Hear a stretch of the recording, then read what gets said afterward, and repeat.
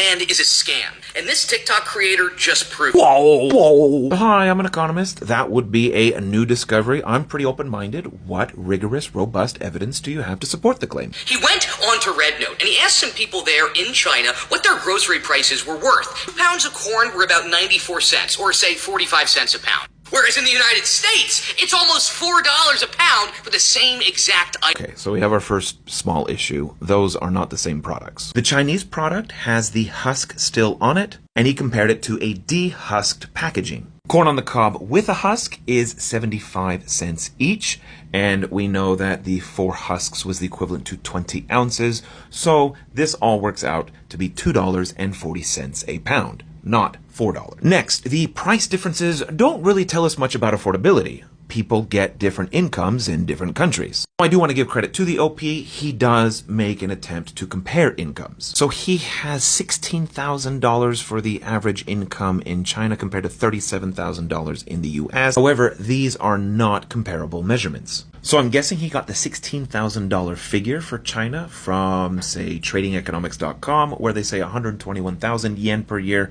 and convert it over to 16,000. Now the issue is this is not the average income for everybody in the country. If you go to the National Bureau of Statistics of China, you'll find that this 121,000 yen a year matches to the average wage of all employed persons in the urban units. And in China, as everywhere else, there is a significant urban-rural divide in terms of income. I'm going to try and get something that is the same measurement between both countries. This is the per capita disposable income. That comes out to 39,000 yen a year, or $5,300 a year. For comparison to the United States, the per capita disposable income is $62,000 a year. So, summing up so far, we find that China has sweet corn on the cob available for 47 cents a pound, whereas the United States has it for $2.40 a pound. The price is 5 times greater in the US. If we compare this to comparable measures of income, China has $5,000 a year compared to $62,000 a year from the US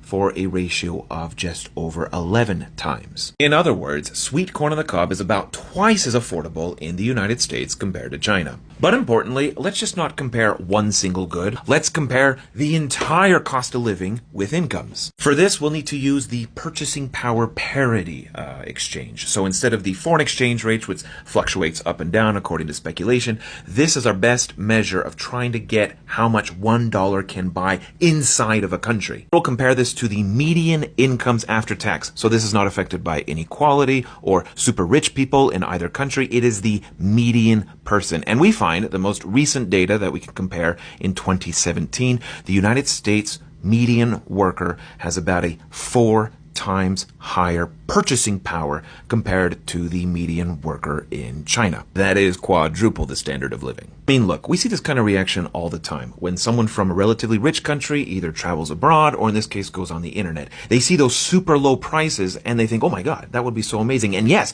if you have an American salary, you will be doing very well with Chinese prices. And some people might be saying, no, I'm seeing this with my own eyes. Don't be all statistically wistically over there. What I think is happening is that middle class folks in America, we're talking the 50th percentile in red, are comparing themselves with rich folks in China. I mean, you have to be at the 90th percentile in China to earn the same purchasing power as someone at the 50th percentile over here in America. Because China has 1.4 billion people, that means approximately 140 million Chinese live at a higher standard of living compared to the median American. By China's own data, they show that almost 1 billion people are living on a monthly income below 2,000 yuan. That's the equivalent to $3,200 per year. And hey, it's been a total blast, everybody. I don't know what's going to happen, but for now, follow me on all the other socials. I'm there. Have a good time. We'll keep the economic conversation going.